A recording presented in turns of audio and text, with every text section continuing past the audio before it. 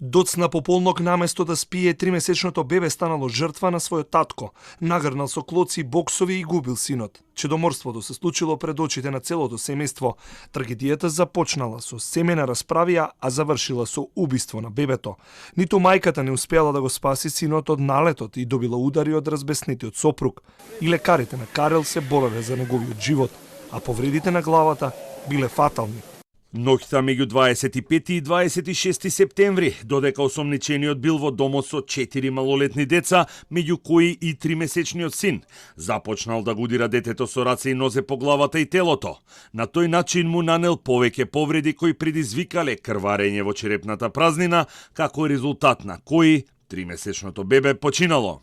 44-годишниот убиец е скопјанец. По крвавиот напад на слобода останал уште 8 часа, а полицајците од станицата Битпазар го апсиле и заедно со првичните докази го предале на обвинителството.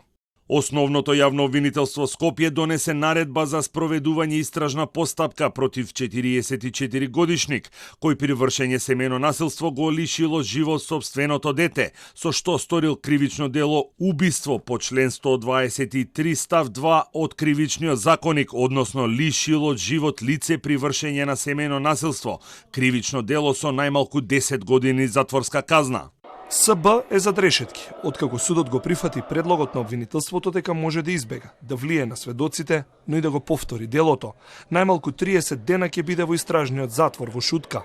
Зателно од судот пак информираат дека овој човек и во 2004-та извршил убиство и одлежал долгогодишна затворска казна.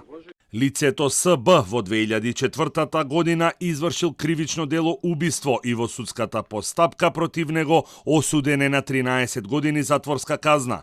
Казната е одлежана, а исполнет е и условот за бришење. По грозоморното чедоубиство во случајот се вклучува и надлежното Министерство за труд и социјална политика.